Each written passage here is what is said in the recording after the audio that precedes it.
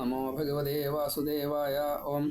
ശ്രീമദ്ഭാഗവത മഹാപുരാണം പ്രഥമസ്കന്ധം 3-ാമത്തെ അധ്യായം 42-ാമത്തെ ശ്ലോകം 20-ാമത്തെ ഭാഗം. ഓം. സർവവേദേതിഹാസാനാം സാരം സാരം സമുദ്ധൃതം സതു സംശ്രാവയാമാസ മഹാരാജം പരീക്ഷിതം. സർവവേദ ഇതിഹാസാനാം, എല്ലാ വേദങ്ങളുടെയും, ഋക്ക്, യജുസ്, സാമം, അഥർവം, 4 വേദങ്ങളുടെയും, അതേപോലെ രാമായണത്തിൻ്റെയും ഭാരതത്തിൻ്റെയും മഹാഭാരതത്തിൻ്റെയും സർവവേദ ഇതിഹാസാനാം, സർവവേദങ്ങളുടെയും ഇതിഹാസങ്ങളുടെയും സാരം സാരം സമുദ്രതം, സാരം അതിൻ്റെ ഏറ്റവും കഥാതന്തു മർമ്മം ഗൂഢം എന്താ വെച്ചാൽ അത് എടുത്തിട്ട് സാരം സാരം സമുദ്രതം അത് എടുത്തിട്ട് ഇതിനെ സഹാതു ആ ശ്രീശുക ബ്രഹ്മർഷിയാവട്ടെ മഹാരാജം മഹാരാജാവായിട്ടുള്ള പരീക്ഷിത് മഹാരാജാവിനെ പരീക്ഷിതം സംശ്രാവയാമാസ നന്നായിട്ട് കേൾപ്പിച്ചു. ഉത്തമ ശ്രോതാവ് ഉത്തമ വക്താവ് എന്ന പേരിൽ ശ്രീശുക ബ്രഹ്മർഷിയെയും പരീക്ഷിത് മഹാരാജാവിനെയും മാത്രമേ പറയാറുള്ളൂ, വേറെ ഒരാളില്ല അങ്ങനെ. കാരണം ശ്രീശുക ബ്രഹ്മർഷി പരീക്ഷിത് മഹാരാജാവിൻ്റെ ഹൃദയത്തിൽ അങ്ങോട്ട് കയറിയിരുന്ന് താൻ പറയുന്നതിനെ കേട്ട് ഈശ്വരഭാവത്തിൽ ജീവാത്മാവിനെ കേൾപ്പിക്കുകയാണ് ഉണ്ടായത്. അത്രയും പ്രാധാന്യമുണ്ട് അതിന് എന്ന് സാരം. അതുകൊണ്ട് ഭാഗവതത്തെ മാത്രമല്ല പറഞ്ഞത്, ഭാഗവതത്തെയും ഭാരതത്തെയും ഇതിഹാസത്തെയും മറ്റു പുരാണങ്ങളെയും എല്ലാം അതിൽ നിന്നും പലത് എന്തൊക്കെയാണോ കിട്ടേണ്ടത് അത് മുഴുവൻ എടുത്തിട്ട് ഈ ശ്രീശുക ബ്രഹ്മർഷി പറഞ്ഞു കൊടുത്തു. ഇപ്പോൾ ഭാഗവതം പറഞ്ഞു കൊടുത്തു എന്ന് മാത്രം ധരിക്കരുത്, ഭാഗവതവും പറഞ്ഞു കൊടുത്തു. ഭാഗവതം മുഖ്യമായിട്ട് അതിനെ വിശദീകരിക്കുമ്പോൾ മറ്റതിനെയും കൂട്ടിച്ചേർത്ത് സർവവേദ ഇതിഹാസാനാം, എല്ലാ വേദങ്ങൾക്കും ഇതിഹാസങ്ങൾക്കും മറ്റ് പുരാണങ്ങളോ അറിവുകളോ ഏതൊക്കെയാണോ ഉള്ളത് വെച്ചാൽ അതിൽ ചേർത്തിട്ടതായിട്ടുള്ള മുഴുവൻ അറിവുകളെയും, ഉപനിഷത്ത് തൊട്ടുള്ള ശാസ്ത്രം, ഉപനിഷത്ത് അങ്ങനെ പലതുണ്ട്, അതിൻ്റെ സാരം സാരം എത്രത്തോളം സാരം എടുക്കാൻ പറ്റുമോ അത്രത്തോളം സാരം എടുത്തുകൊണ്ട് പാലിൽ നിന്നും നെയ്യ് എന്ന പോലെ പാല് അത് തൈരാക്കണം, അത് കടയണം, വെണ്ണയെടുക്കണം, വെണ്ണയിലെ വെള്ളം വറ്റണം, എന്നിട്ട് നെയ്യാക്കണം. അപ്പോൾ കൽക്കനം കൂടി മാറ്റിയിട്ട് ആ നെയ്യ് അങ്ങനെ ഈ അറിവുകളുടെ മുഴുവൻ സാരത്തെ എടുത്തുകൊണ്ട് സഹാതു ആ ശ്രീശുക ബ്രഹ്മർഷിയാവട്ടെ സംശ്രാവയാമാസ നന്നായിട്ട് തന്നെ ഈ വേണ്ട രീതിയിൽ പരീക്ഷിത് മഹാരാജാവിനെ കേൾപ്പിച്ചു. സംശ്രാവയാസ കേൾപ്പിച്ചു. മഹാരാജം പരീക്ഷിതം ആരെ?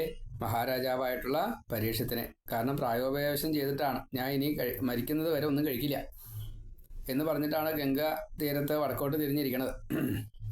അവിടെയാണ് ഈ ഭഗവാൻ തന്നെ, കൃഷ്ണനായിട്ടുള്ള ഭഗവാൻ തന്നെ ശ്രീശുക ബ്രഹ്മർഷിയുടെ വേഷത്തിൽ വന്നു എന്നേ നമുക്ക് പറയാൻ പറ്റൂ, അങ്ങനെ പറയാൻ പാടൂ. വ്യാസന്റെ പുത്രൻ. സർവവേദ ഇതിഹാസാനാം സർവവേദ ഇതിഹാസാനാം സാരം സാരം സമുദ്ധൃതം സഹതു സംശ്രയാമാസ. സഹതു എന്ന് വായിക്കാൻ പാടില്ല, സതു സംശ്രാവയാമാസ സതു സംശ്രാവയാമാസ മഹാരാജം പരീക്ഷിതം. ഇനി 43-ാമത്തെ ശ്ലോകം. പ്രായോപവിഷ്ടം ഗംഗായാം പരീതം പരമർഷിഭി തത്ര കീർത്തയതോ വിപ്രർഷേർഭൂരി തേജസ അഹം ചാധ്യഗമം തത്ര നിവിഷ്ടസ്തദനുഗ്രഹാത് സോഹം വ ശ്രാവയിഷ്യാമി യഥാധീതം യഥാമതി. 2 ശ്ലോകങ്ങൾ ഒരുമിച്ച് പറയാണ് സൂതൻ. പരമർഷിഭി, ഉത്കൃഷ്ടന്മാരായിട്ടുള്ള ഋഷികളാൽ പരീതം, 4 പുറവും ചുറ്റപ്പെട്ടതായിട്ടുള്ള ഗംഗായാം, ആ ഗംഗാ തീരത്തിരുന്നു കൊണ്ട് പ്രായോപവിഷ്ടം, മരിക്കുന്നത് വരെ ആഹാരം കഴിക്കില്ല എന്ന വ്രതത്തോടു കൂടിയിട്ട്, അതാണ് പ്രായോപവേശം. അങ്ങനെയുള്ള ജലപാനം കൂടിയില്ല, വായു മാത്രമേ ഉള്ളൂ ആഹാരം. അങ്ങനെ വിപ്രാഹ അല്ലയോ മഹാബ്രാഹ്മണരായിട്ടുള്ള ശൗനകാദി മഹർഷിമാരെ തത്ര അവിടെ കീർത്തിക്കുന്നതായിട്ടുള്ള ഈ എല്ലാവരും, ഇന്നാളെന്നൊന്നും ഇല്ല കേട്ടോ, എല്ലാവരും കീർത്തിച്ചിട്ടുണ്ട്. ഭൂരി തേജസ്സഹ, അധികരിച്ച തേജസ്സോട് കൂടിയതായിട്ടുള്ള ഈ ശ്രീശുക ബ്രഹ്മർഷിയുടെ ഈ കഥാകഥനം അത് വിപ്രർഷേഹേ, ഈ ബ്രാഹ്മണ ഋഷിയിൽ നിന്ന് അല്ലെങ്കിൽ ഈ ശ്രീശുക ബ്രഹ്മർഷിയിൽ നിന്ന് തദനുഗ്രഹാത്, ആ ഭഗവാന്റെ അനുഗ്രഹം കൊണ്ട് അല്ലെങ്കിൽ ആ ഋഷിയുടെ അനുഗ്രഹം കൊണ്ട് തത്ര അവിടെ നിവിഷ്ട, അവിടെ ഇരുന്നതായിട്ടുള്ള അഹം ച ഞാനും, അതായത് അഹം ച ഞാനും ശ്രീശുക ബ്രഹ്മർഷി പരീക്ഷത്തിന് ഭാഗവതം പറഞ്ഞ് കൊടുക്കുമ്പോൾ അതിൽ ഒരു അറ്റത്ത് ശ്രീ സൂതനും ഉഗ്രശ്രവസ എന്ന സൂതനും ഉണ്ടായിരുന്നു എന്നാണ്. അപ്പോൾ അവിടെ ആ സൂതനും ഞാനും അവിടെ ഉണ്ടായിരുന്നു. അപ്പോഴോ എന്താ ചെയ്തത്? അഹം ച അധ്യഗമം, ഞാനും അത് നന്നായിട്ട് പഠിച്ചു. എങ്ങനെ പഠിച്ചു? അധ്യഗമം. അപ്പോൾ അഗമം പഠിച്ചു. എങ്ങനെ? അതിൻ്റെ എത്രത്തോളം എങ്ങനെയാണോ സ്വീകരിക്കേണ്ടത് അതേപോലെ ഞാൻ പഠിച്ചു. എനിക്ക് സ്വീകരിക്കാൻ ഒരു കഴിവ്, അതിനൊരു പരിധിയില്ല. ആ പരിധിക്ക് ഉള്ളിൽ നിന്നുകൊണ്ട് ഞാൻ അത് പഠിച്ചു. പിന്നെയോ സഹ അഹം, ആ ഞാൻ, ഏത്? ഈ ശ്രീശുക ബ്രഹ്മർഷിയിൽ നിന്നും ഭാഗവതം കേട്ട ഞാൻ യഥാതീതം, എനിക്ക് പഠിക്കാൻ സാധിച്ചതിനെ അനുസരിച്ച്, എനിക്ക് അത്രയേ കഴിവുള്ളൂ. അപ്പം ഞാൻ സംസ്കൃതമൊന്നും പഠിച്ചിട്ടില്ല എന്നല്ല കേട്ടോ പറഞ്ഞേ. അത്യാവശ്യം അറിവുണ്ട്, എങ്കിലും എനിക്ക് അത്രയേ പഠിക്കാൻ സാധിച്ചിട്ടുള്ളൂ. കാരണം മുഴുവൻ പഠിക്കുക എന്നുള്ളത് സാധ്യമല്ല. അത് ശ്രീശുക ബ്രഹ്മർഷിക്ക് മാത്രമേ പറ്റിയിട്ടുള്ളൂ. വ്യാസന് പോലും പറ്റിയിട്ടില്ല. വ്യാസൻ പറയേണ്ടത് ശ്രീശുക ബ്രഹ്മർഷിക്ക് പറ്റി, അതേപോലെ എനിക്കല്ല, ആർക്കും പറ്റില്ല കേട്ടോ. രചയിതാവിന് പോലും പറ്റില്ല വെച്ചാൽ പിന്നെ കൂടുതൽ എന്തെങ്കിലും പറയാനുണ്ടോ? അതുകൊണ്ട് അതിനെ അനുസരിച്ച് യഥാമതി, എൻ്റെ ബുദ്ധി അനുസരിച്ച്, എൻ്റെ ബുദ്ധി എത്രത്തോളം ഉണ്ട് അതിനനുസരിച്ച് വഹ, നിങ്ങളെ ശ്രാവയിഷ്യാമി, ഞാൻ ഇത് കേൾപ്പിച്ചു തരാം. ഇത്ര വിനയം വേറെ ആർക്കാണ്ടാവുക? ഓ, അതായത് അവിടെ അനവധി മഹർഷിമാര് മറ്റെല്ലാവരും കേട്ടിട്ടുണ്ട്. ഈ ആചാര്യസ്ഥാനത്തേക്ക് ശ്രീശുക ബ്രഹ്മർഷി തന്നെ ഈ ഉഗ്രശ്രവസനെ സൂതനെ വിളിച്ചു പറഞ്ഞു. എല്ലാവരും കേൾക്കൽ പറയാണ്. ഇദ്ദേഹം ഇനി ഈ നൈമിഷാരണ്യത്തിൽ വെച്ചിട്ട് ശൗനകാദി മഹർഷിമാരുടെ ചോദ്യങ്ങൾക്ക് ഉത്തരമായിക്കൊണ്ട് ഈ ഭാഗവതം അന്ന് പറയുന്നതാണ് എന്ന് ഉറപ്പിച്ച് അന്ന് പറഞ്ഞിട്ടുണ്ട്. അന്നേ വക്താവാക്കിയിരിക്കണു സൂതനെ. ആ സൂതൻ അന്ന് കേട്ടിട്ട് പിന്നെ അത് മനനം ചെയ്തുകൊണ്ടേയിരിക്കുകയാണ്. നമ്മൾ ഭാഗവതം കേൾക്കാഞ്ഞിട്ടല്ല, പറയാഞ്ഞിട്ടല്ല, ഭാഗവതം പഠിക്കാഞ്ഞിട്ടല്ല, പക്ഷെ നമുക്ക് മനനം ചെയ്യാൻ പറ്റുന്നില്ല. അതുകൊണ്ട് ഉറപ്പ് കിട്ടുന്നില്ല. സൂതൻ അത് ഉറപ്പ് കിട്ടി. അപ്പോൾ സൂതൻ മോശക്കാരനല്ല. സൂതനെ 3ാമത്തെ സ്ഥാനേ കൊടുത്തിട്ടുള്ളൂ. ആദ്യത്തെ സ്ഥാനം ശ്രീശുക ബ്രഹ്മർഷിക്ക്, 2ാമത്തെ സ്ഥാനം സനകാദികൾക്ക്, 3ാമത്തെ സ്ഥാനം സൂതന്. ശ്രോതാക്കളിൽ ആദ്യത്തെ സ്ഥാനം പരീക്ഷത്തിന്, 2ാമത്തെ സ്ഥാനം നാരദ മഹർഷിക്ക്, 3ാമത്തെ സ്ഥാനം ശൗനകാദി മഹർഷിമാർക്ക്. അപ്പം നമ്മളൊക്കെ എവിടെ കിടക്കണമോ എന്ന് ആലോചിച്ചാൽ മതി. പ്രായോപവിഷ്ടം ഗംഗായാം, പ്രായോപവിഷ്ടം മരിക്കും വരെ ഉപവാസം ചെയ്യുക എന്ന ആ മാനദണ്ഡത്തെ അത് വ്രതമായിട്ട് സ്വീകരിച്ചുകൊണ്ട് ഗംഗായാം, ആ ഗംഗാതീരത്ത് പരീതം, അനവധി മഹർഷിമാരാൽ ചുറ്റപ്പെട്ടായതാണ്. പരീതം ചുറ്റപ്പെട്ട ആര്? പരമർഷിഭീഹി, എത്രയോ മഹാഋഷിമാര്, വിപ്രന്മാര്, ബ്രാഹ്മണര്, ഭക്തന്മാര്, പൗരജനങ്ങള്, അങ്ങനെയില്ല, എല്ലാവരും.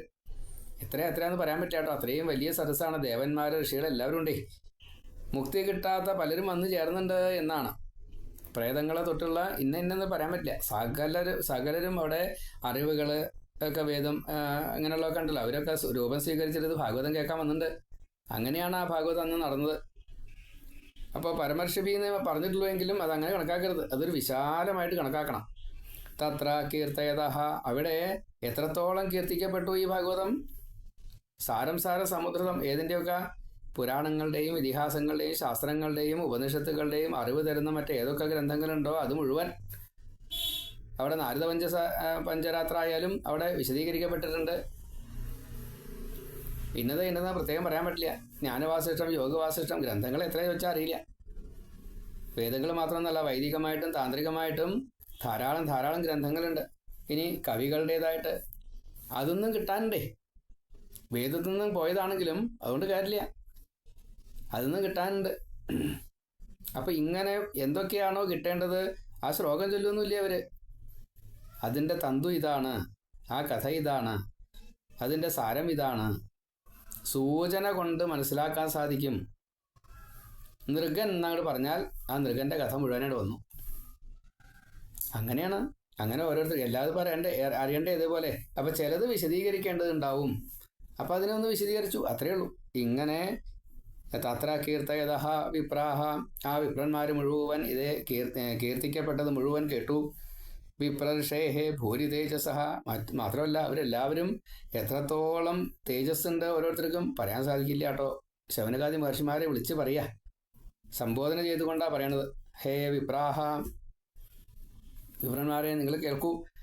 ഇവിടെ ശ്രീശുക ബ്രഹ്മർഷി ഇങ്ങനെ പരീക്ഷത്തിന് പറഞ്ഞു കൊടുത്ത സമയത്ത് ഞാനും അവിടെ ഉണ്ടായിരുന്നേ.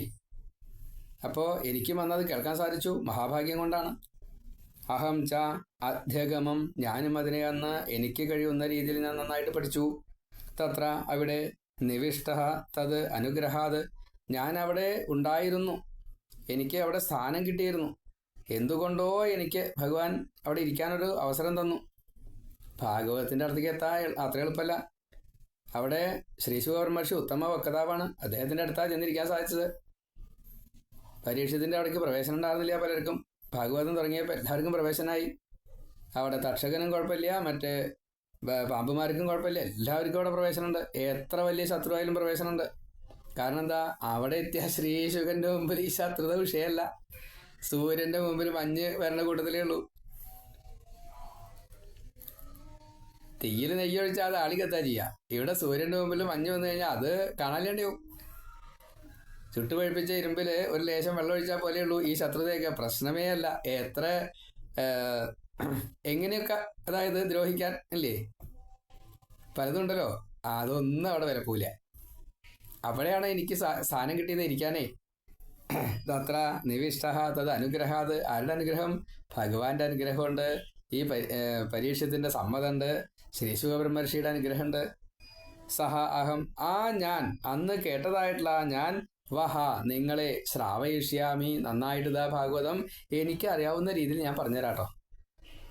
യഥാ അധീതം യഥാമതി, ശ്രാവയിഷ്യാമി കേൾപ്പിക്കാം. എങ്ങനെയാണ് യഥാ അധീതം? എങ്ങനെയാ എനിക്ക് പറയാൻ സാധിച്ചത്? എൻ്റെ ബുദ്ധിക്ക് അനുസരിച്ച് അത്രേ എനിക്ക് പറയാൻ പറ്റുള്ളൂ. അതിൽ കൂടുതൽ ഞാൻ എന്താ കൂട്ടിയാൽ പറ്റുക? എനിക്ക് പഠിക്കാനുള്ള ആ കഴിവ്, അതിനൊരു കഴിവുണ്ട്. ആ കഴിവിനനുസരിച്ച് ഞാൻ പഠിച്ചിട്ടുണ്ട്. യഥാ അതീതം, ഞാൻ എന്താണോ പഠിച്ചത് വെച്ചാൽ അത് യഥാമതി, എൻ്റെ ബുദ്ധിക്കനുസരിച്ച് ഞാൻ നിങ്ങൾക്ക് പറഞ്ഞു തരാം. പ്രായോപവിഷ്ടം, പ്രായോപവിഷ്ടം ഒറ്റ വാക്കാണ്. ഗംഗായാം, ആ ഗംഗയുടെ വടക്കേ തീരത്ത് തെക്കേ തീരത്ത് വടക്കോട്ട് തിരിഞ്ഞുകൊണ്ടാണ് ഇരിക്കുന്നത്. പരീതം, ചുറ്റപ്പെട്ടതായിട്ടുള്ള പരമഋഷിഭി, അവിടെ വിശാലമായിട്ട് കണക്കാക്കണം. ഋഷിമാരെന്ന് മാത്രമല്ല എല്ലാവരും എന്ന് കണക്കാക്കണം.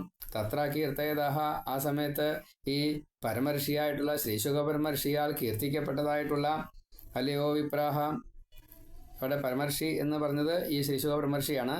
ആ പരമഋഷിയാൽ, ശ്രീശുക ബ്രഹ്മഋഷിയാൽ, ശ്രീശുക ബ്രഹ്മ ഋഷിയാൽ, തത്ര കീർത്തയത, നന്നായിട്ട് അവിടെ കീർത്തനം ചെയ്യപ്പെട്ടു ഭഗവാന്റെ കഥകളെ ഭാഗവതമായിട്ട് എല്ലാവരും കേൾക്കാൻ വേണ്ടിയിട്ട്. അല്ലയോ വിപ്രാഹ, ശൗനകാദി മഹർഷിമാരെ, വിപ്ര ഋഷേഹേ ഭൂരി തേജസഹ, ഓരോരുത്തർക്കും എത്ര പ്രത്യേകം ഒന്നും പറയണ്ട. ഇനി വിപ്രൻ ഋഷി അല്ലെങ്കിൽ പരമഋഷി ഇതൊന്നും പറയണ്ട. അവിടെ ശ്രീശുക ബ്രഹ്മർഷിയും പരീക്ഷിത്തും മറ്റ് എല്ലാവരും ഉണ്ടായിരുന്നു എന്ന് കുറച്ച് വിശാലമായിട്ട് എടുക്കുക. നമുക്ക് ആ കാര്യം മനസ്സിലാവുക വേണ്ടത്. ആ കാര്യമാണ് മനസ്സിലായി കഴിഞ്ഞാൽ പിന്നെ ബാക്കിയൊന്നും വിഷയമില്ല. ജീവജാലങ്ങൾ എങ്ങനെയൊക്കെ വന്നായിരുന്നു? സ്വരൂപം സ്വീകരിച്ചു കൊണ്ടുവന്നായിരുന്നു, മറിഞ്ഞിരുന്നു കൊണ്ടുവന്നായിരുന്നു, പ്രേതങ്ങൾ വന്നായിരുന്നു, പ്രാണിവർഗ്ഗങ്ങൾ വന്നായിരുന്നു, തിര്യജാതികൾ വന്നായിരുന്നു, അറിവ് ആയിട്ടുള്ള ഗ്രന്ഥങ്ങൾ അവർ സ്വരൂപം സ്വീകരിച്ച് വന്നായിരുന്നു. ദേവന്മാർ ഋഷികളൊന്നും വ്യത്യാസമില്ലാതെ കണ്ട് പൗരന്മാരെ എല്ലാവരും വന്നായിരുന്നു. അവിടെ ഈ സത്തും അസത്തും ഒക്കെ ഉണ്ടായിരുന്നു. പാമ്പായാലും ശരി തേളായാലും ശരി ഒക്കെ അവിടെ വന്നായിരുന്നു. ഈ ദുഷ്ടന്മാരായിട്ടുള്ള അസുരന്മാർ മറ്റവരൊക്കെ വന്നായിരുന്നു. അവരാരും അവിടെ ദുഷ്ടതയൊന്നും കാണിച്ചില്ല. എന്താ, കാണിക്കാൻ പറ്റില്ല, കാരണം ഇതങ്ങനെയാണ്. അങ്ങനെ എനിക്ക് അവിടെ ഇരുന്നിട്ട് അഹം ച അധ്യഗമം, എനിക്ക് അവിടെ ഇത് പഠിക്കാൻ സാധിച്ചു. തത്ര നിവിഷ്ട, അതും എന്നെ അവിടെ ഇരുത്തി. അത് എനിക്ക് ഭാഗ്യമുണ്ട്, അടുത്തന്നെ ഇരിക്കാൻ സാധിച്ചു. അങ്ങനെ തദനുഗ്രഹാത്, ഭഗവാന്റെ അനുഗ്രഹം കൊണ്ടാണ്. പിന്നെയോ ആ മഹർഷിയുടെ, ശ്രീശുക ബ്രഹ്മർഷിയുടെ അനുഗ്രഹം കൊണ്ടാണ്. സഹാഹം, ആ ഞാൻ നിങ്ങൾക്ക് വഹ ശ്രാവയിഷ്യാമി, ഞാൻ കേൾപ്പിച്ചു തരാട്ടോ. യഥാ അധീതം യഥാമതി, ഞാൻ എങ്ങനെയാണോ പഠിച്ചത്, എനിക്ക് എത്രത്തോളം ബുദ്ധിയുണ്ട് അതിനനുസരിച്ച് ഞാൻ നിങ്ങൾക്ക് പറഞ്ഞു തരാം. അവിടെ സ്വതവേ സൂതന് പലതും പറയാം. ഞാൻ കേമനാണ്, ഞാനൊക്കെ പഠിച്ച ആളാണ്. ഞാൻ ആരിൽ നിന്നാണ് പഠിച്ചത്? വ്യാസനിൽ നിന്നല്ല, ശ്രീശുക ബ്രഹ്മർഷിയിൽ നിന്നാണ് പഠിച്ചത്. പറയാൻ മനച്ചാൽ അങ്ങനെയല്ല പറഞ്ഞത്. വിനയത്തിൻ്റെ പാരമ്യാണ് ഭാഗവതം പഠിച്ചാൽ ഉണ്ടാവുക. എല്ലാവരെയും നമസ്കരിക്കാൻ ഒരു പ്രയാസവും ഇല്ല. അതാണ് പ്രായോപവിഷ്ടം ഗംഗായാം പരീതം പരമർഷിഭി തത്ര കീർത്തയതോ വിപ്രാഹ വിപ്രഷേർഭൂരി തേജസ അഹം ചാധ്യഗമം തത്ര നിവിഷ്ടസ്തദനുഗ്രഹാത് സോഹം വ ശ്രാവയിഷ്യാമി യഥാധീതം യഥാമതി. ഈ 45-ാമത്തെ ഒടുക്കത്തെ ശ്ലോകമാണ് ഈ അധ്യായത്തിലെ. കൃഷ്ണേ സ്വധാമോപഗതേ ധർമ്മജ്ഞാനാദിഭിः സഹ കലോ നഷ്ടദൃശാമേഷ പുരാണാർക്കോധുനോദിതാം. ധർമ്മജ്ഞാനാദിഭിः, ധർമ്മവും ജ്ഞാനവും തൊട്ടുള്ള ഓരോന്നും, എല്ലാവരും എന്ന് സാരം. സഹ കൂടെ, കൃഷ്ണേ ശ്രീകൃഷ്ണൻ, സ്വധാമ ഉപഗതേ സ്വന്തം ധാമത്തിലേക്ക് പോയപ്പോൾ. സ്വന്തം ധാമം എവിടെയാ? ഗോലോകത്തിലാണ് കൃഷ്ണന്റെ സ്ഥാനം. ഭഗവാൻ വൈകുണ്ഠത്തിലേക്ക് പോയപ്പോന്നോ ഗോലോകത്തിലേക്ക് പോയപ്പോന്നോ എന്തായാലും വിരോധമില്ല. ശ്രീകൃഷ്ണൻ മറിഞ്ഞു കഴിഞ്ഞപ്പോൾ ഭഗവാൻ എവിടേക്കാ പോയത്? ശ്രീമൽ ഭാഗവതത്തിലേക്ക്. പ്രത്യക്ഷ കൃഷ്ണയെ വഹി, അവിടേക്കാ ഭഗവാൻ വന്നതേ. ഭഗവാന്റെ ധാമം ഏതാ? ഭഗവാൻ ഇരിക്കുന്ന സ്ഥലം ഏതാ? നമ്മുടെ ഹൃദയത്തിലാണ്. ഭക്തിയോട് കൂടിയിട്ട്, ജ്ഞാനവൈരാഗ്യത്തോട് കൂടിയിട്ട് ഭാഗവതന്മാരായിട്ടുള്ള ഭക്തന്മാരായിട്ടുള്ള നമ്മുടെ ഹൃദയത്തിലാണ് ഭഗവാൻ ഇരിക്കുന്നത്. ഭഗവാൻ എവിടേക്കും പോയിട്ടില്ല, ഭാഗവതത്തിൽ നിറഞ്ഞു നിൽക്കണു. ഗോലോകത്തിലേക്ക് പോയി ആ ഭഗവാൻ. ആ സമയത്ത് എന്താ സംഭവിച്ച്? കലവും കലിയുഗം നഷ്ടദൃശാം, കണ്ണു കാണാതിരിക്കുന്നവർക്ക് അധുന ഇപ്പോൾ ഏഷഹ പുരാണഹ, ഈ പുരാണം, ഭാഗവതം എന്ന ഈ പുരാണമല്ലേ? ഏഷഹ, ഈ പുരാണം ഏതാ പുരാണം? ഭാഗവതം, ശ്രീമൽ ഭാഗവതം മഹാപുരാണം. അർക്കഹ, ഒരു സൂര്യനാണ്. ഉദിതഹ, ഉദിച്ചു. ഒരു സൂര്യോദയം തന്നെയാണ്. കാരണം എന്താ? പ്രത്യക്ഷ കൃഷ്ണയേവഹി, ഭഗവാൻ അവിടെ നിന്ന് തിരോധാനം ചെയ്തു. എന്നിട്ടോ പ്രവിഷ്ടഹ അയം, എവിടേക്ക്? ഇതം ഭാഗവതം, ഭാഗവതേ, ഭാഗവതത്തിലേക്ക് അങ്ങോട്ട് ലയിച്ചു ഭഗവാൻ. ബ്രഹ്മാവ് ഇങ്ങനെ കാത്തിരിക്കുക. മറ്റു ദേവന്മാരുണ്ട്, ശിവന്റെ എല്ലാവരും ഉണ്ട്, ഇന്ദ്രൻ തൊട്ട് ദേവന്മാരൊക്കെ ഉണ്ട്. ഋഷിമാരിങ്ങനെ കാത്തിരിക്കുന്നുണ്ട് ഭഗവാൻ മറയണതൊന്ന് കാണണം എന്ന്. ഭഗവാൻ മറിഞ്ഞത് ഒരാൾക്കും കാണാൻ സാധിച്ചില്ല എന്നാ. ഭഗവാൻ നേരെ ലയിക്കുകയുണ്ടായത്, ഭാഗവതത്തിലേക്ക് ലയിക്കുകയുണ്ടായത്. എല്ലാ അക്ഷരത്തിലും, എല്ലാ പേജിലും, എല്ലാ കഥയിലും, എല്ലാ വാക്കുകളിലും, എല്ലാ ശ്ലോകങ്ങളിലും, അങ്ങനെ വിസ്തരിച്ച് പറയണ്ട, എല്ലാറ്റിലും ഉണ്ട് ഭഗവാൻ. അപ്പം അതുകൊണ്ട് അക്ഷരം തെറ്റിയാലും വിരോധമില്ല എന്ന് പറയാനുള്ള കാരണം ഇതുകൊണ്ടാ. എങ്ങനെയെങ്കിലും കുറച്ച് വായിക്കൂ, കുറച്ച് കഴിഞ്ഞാൽ തെറ്റി നിർത്തും. നമ്മൾ കുട്ടികൾ നടക്കുമ്പോൾ വീണില്ലേ, അങ്ങനെ കണക്കാക്കിയാൽ മതി എന്നാ. ക്രമേണയായിട്ട് നമുക്കത് അർഹത കിട്ടിക്കഴിഞ്ഞാൽ ഭഗവാൻ നേരെ വായിപ്പിക്കും നമ്മളെ കൊണ്ടേ. ആരെ കൊണ്ട് എന്നുള്ളത് ഉറപ്പില്ല, ഇന്നാളെ കൊണ്ടെന്നില്ല, ആരെ കൊണ്ടെങ്കിലും നമ്മളെ വായിപ്പിക്കും. അങ്ങനെയാണ്, നന്നായിട്ട് അർത്ഥം മനസ്സിലാക്കിപ്പിക്കും. അപ്പം അതിനെന്താ വേണ്ടത്? അതിനൊരു ശ്രമം നടക്കണം, അല്ലെങ്കിൽ പറ്റില്ല. കൃഷ്ണേ സ്വധാമ ഉപഗതേ, ഈ ശ്രീകൃഷ്ണന്റെ സ്വധാമത്തിലേക്കുള്ള പോക്ക് എവിടേക്കാ പോയത്? ഗോലോകത്തിലേക്ക്. എവിടേക്കാ പോയത്? ഭാഗവതത്തിലേക്ക്. എവിടേക്കാ പോയത്? നമ്മുടെ മനസ്സിലേക്ക്. ആരുടെ മനസ്സിലേക്ക്? ഭാഗവതന്മാരുടെ മനസ്സിലേക്ക്. നിങ്ങളുടെയൊക്കെ മനസ്സിൽ ഭാഗവതല്ലേ? നിങ്ങളുടെയൊക്കെ മനസ്സിൽ ഭഗവാനില്ലേ? ശ്രീകൃഷ്ണ സ്വരൂപിയായിട്ടല്ലേ ഇരിക്കുന്നത്? ഭാഗവതം എന്ന് പറഞ്ഞാൽ തന്നെ കൃഷ്ണനാണ്. ശ്രീകൃഷ്ണ പരമാത്മാ ദേവത എന്നാണ്. നാരദനാണ് കണ്ടുപിടിച്ചയാള്. ഭഗവാൻ ശ്രീ നാരദ ഋഷി എന്നാണ്. അതേപോലെ തന്നെ ബൃഹദി ഛന്ദസ്സാണ്. ഇതൊക്കെ അനുഷ്ഠപൂർത്ത. പക്ഷെ പറഞ്ഞിട്ട് കാര്യമില്ല. 32, 4, 36 ഈ മനസ്സിന്റെ അധിഷ്ഠാന ദേവതകളായിട്ടുള്ള നമോ ഭഗവതേ തുഭ്യം വാസുദേവായ ധീമഹി പ്രദ്യുമ്നായ അനിരുദ്ധായ നമ സംഘർഷണായ ച. ചിത്തത്തിന്റെ വാസുദേവനും അഹം എന്ന തത്വത്തിന്റെ സംഘർഷണമൂർത്തിയും ബുദ്ധിയുടെ പ്രദ്യുമ്നനും മനസ്സിന്റെ അനിരുദ്ധനുമായിട്ടുള്ള ഈ 4 പേരും കൂടി ചേർന്നാൽ 32, 4, 36. അപ്പോൾ നമുക്ക് ഭാഗവതം എങ്ങനെയാ ഭഗവാൻ തന്നത്? അക്ഷരങ്ങളായിട്ട്, അത് വാക്കുകളായിട്ട്, അത് ശ്ലോകങ്ങളായിട്ട്, അത് കഥകളായിട്ട്, പിന്നെ കഥകള്, സ്തുതികള്, ഉപദേശങ്ങള്, അങ്ങനെ ധാരാളമുണ്ട്. കൃഷ്ണേ സ്വധാമോപഗതേ. ഇപ്പോൾ എവിടേക്കാ ഭഗവാൻ പറഞ്ഞത്? ഭാഗവതത്തിലേക്കും നമ്മുടെ മനസ്സിലേക്കും. ഗോലോകത്തിലേക്കൊന്നും പോയിട്ടില്ല. ധർമ്മജ്ഞാനാദിഭി സഹ, ആ സമയത്ത് ധർമ്മം, ജ്ഞാനം, വൈരാഗ്യം, ഈ 121 സാത്വിക ഭാവങ്ങളും മുഴുവൻ എന്ത് ചെയ്തു?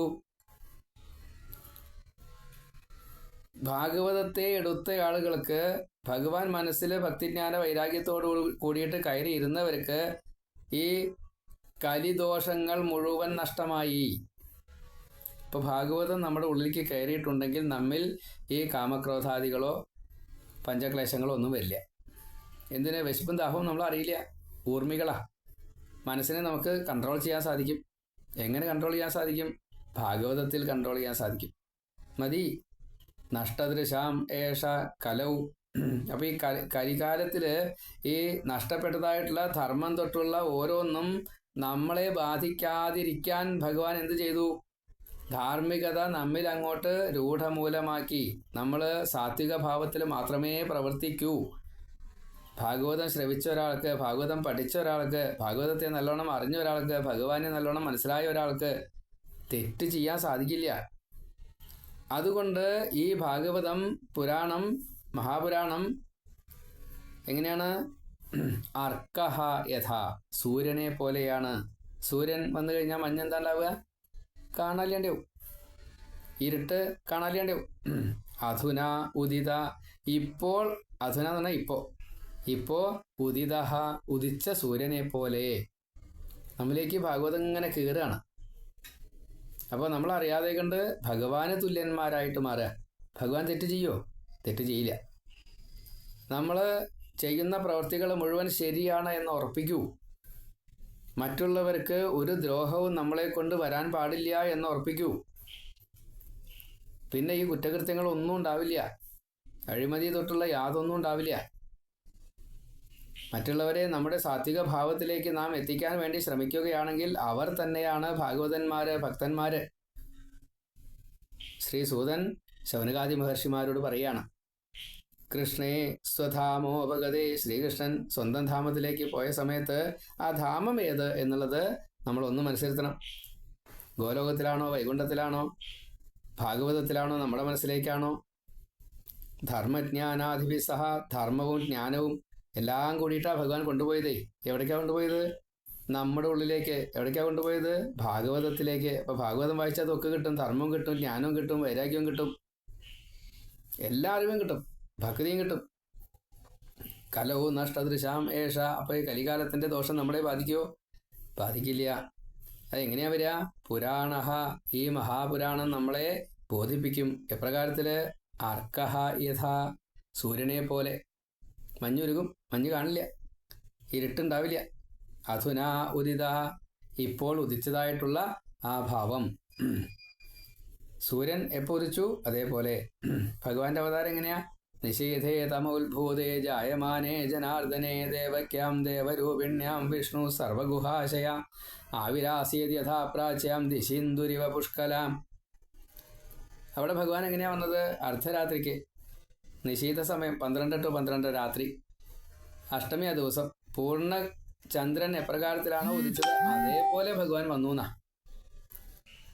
സുഖശീതളിമ, എല്ലാവരിലും മനസ്സിന് സന്തോഷം, ആഹ്ലാദം, നല്ല ബലം, അങ്ങനെ വന്നു എന്നാ. ആ ഭഗവാൻ ഇപ്പോൾ എവിടെയാണ് ഇരിക്കുന്നത്? ഭാഗവതത്തിൽ. എവിടെ ഇരിക്കുന്നത്? നമ്മുടെ മനസ്സിൽ. അതുകൊണ്ട് നമ്മളെന്തായി? ഭാഗവതന്മാരായി. ഭഗവാൻ എങ്ങനെയാണ് നമ്മൾ കണക്കാക്കുക? ഭഗവന്തഃ. അപ്പം നമ്മൾ ഭക്തന്മാരാണ്. കൃഷ്ണേ സ്വധാമോ അപഗതേ ധർമ്മജ്ഞാനാധിപി സഹ കലൗ നഷ്ടദൃശാമേഷ പുരാണാർക്കോധുനോദിത. സർവം ശ്രീകൃഷ്ണാർപ്പണമസ്തു. ഇതി ശ്രീമദ്ഭാഗവതേ മഹാപുരാണേ പ്രഥമസ്കന്ധേ നൈമിഷീയോപാഖ്യാനെ തൃതീയോധ്യായ സമാപ്ത. സർവത്ര ഗോവിന്ദനാമ സങ്കീർത്തനം. ഗോവിന്ദ ഗോവിന്ദ. ഇപ്പോൾ 42, 43, 44, 45 4 ശ്ലോകങ്ങളെ നമ്മൾ പറഞ്ഞു. ഇത് 20ാമത്തെ ഭാഗമാണ്. ഈ അധ്യായം സമാപിച്ചു. ഇനി 4ാമത്തെ അധ്യായം തൊട്ട് വേറെ ഭാഗങ്ങളായിട്ടാണ് നമുക്കത് കേൾക്കാം. ശ്രീ ഗുരുവായൂരപ്പ ശ്രീനാരായണ നാരായണ.